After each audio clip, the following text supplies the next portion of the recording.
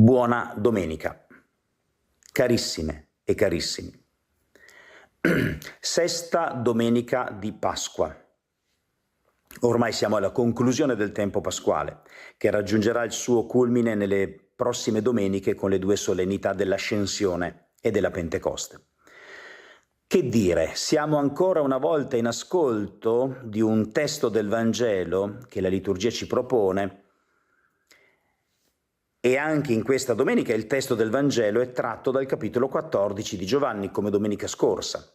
Quindi siamo sempre lì, nel cuore del lungo discorso di addio che troviamo solo nel Vangelo di Giovanni, nell'ultima cena raccontata da Giovanni.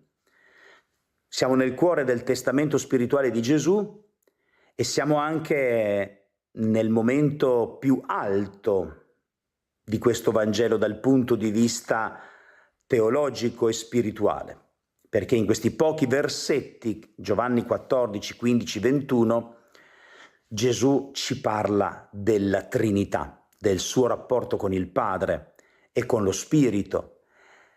Ma è questo l'aspetto interessante, no? Che spesso accade così nel Vangelo di Giovanni, quando questo Vangelo raggiunge i vertici della sua profondità teologica, i vertici del pensiero anche cristiano, e quando sarebbe forte per ognuno di noi magari la tentazione di dire ma sono discorsi troppo complicati, troppo alti, troppo profondi, troppo distanti dalla concretezza della mia vita, invece accade esattamente il contrario. Perché il Vangelo di Giovanni ha questa caratteristica: più aumenta la profondità spirituale, simbolica, teologica, anche del ragionamento, anche che sembrerebbe astratto, più aumenta anche la concretezza di questo Vangelo, perché il mistero di Dio raccontato dal Vangelo di Giovanni è la cosa che più ci riguarda da vicino. È una questione di vita o di morte.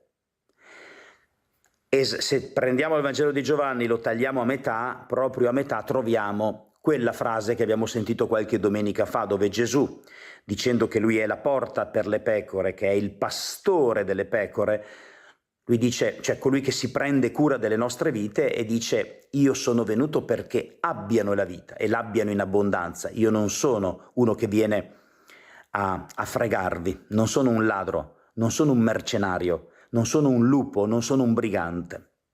Io vi amo. E quindi il mistero più grande che c'è nella teologia cristiana è l'amore di Dio, questo amore eterno che congiunge eternamente le persone della Trinità, ma questo amore è la cosa più concreta che esiste. Infatti Giovanni dice: divenne carne, il logos di Dio, il pensiero di Dio, la parola di Dio, la sapienza di Dio è diventata carne. Noi abbiamo conosciuto Dio attraverso il corpo di Gesù, i suoi sentimenti, i suoi movimenti, il suo modo di entrare in relazione con le persone, il suo modo di dialogare con noi, il suo modo di donarci la vita. Io sono venuto perché abbiano la vita e l'abbiano in abbondanza. Dice appunto il Vangelo di Giovanni in quel versetto, no, centrale. Che dire allora? Potremmo star qui a ragionare di tante cose, no? Che ci sono in questi pochi versetti.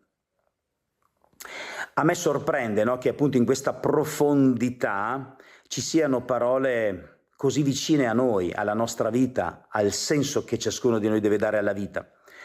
Per esempio la parola paraclito. A chi si riferisce?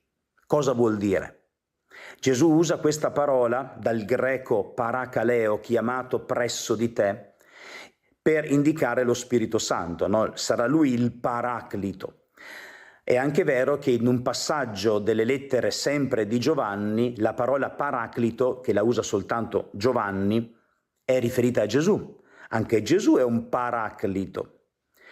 Ma allora io mi chiedo, non è che per caso è il destino di ciascuno di noi, è la chiamata e la vocazione di ogni cristiano, di ogni battezzato, diventare paraclito? Cosa vuol dire? Perché lo Spirito è paraclito?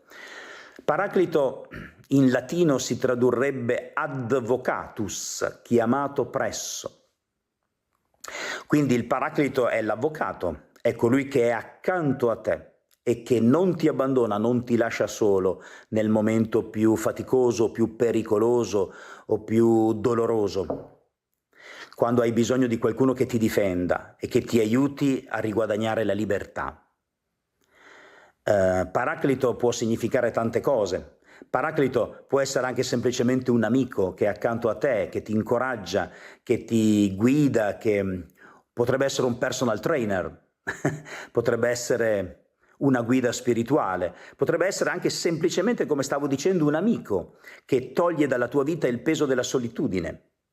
E non è che allora questa funzione dello spirito importantissima dice anche ciò che siamo chiamati noi a diventare, nella misura in cui l'amore del Padre, attraverso il Figlio e attraverso lo Spirito, contagia le nostre vite, contagia i nostri corpi e diventiamo anche noi capaci di amore, di legami, di relazioni, di amicizia, di non abbandonarci, di non lasciarci soli, di essere concretamente accanto gli uni agli altri, di prenderci cura gli uni delle vite degli altri.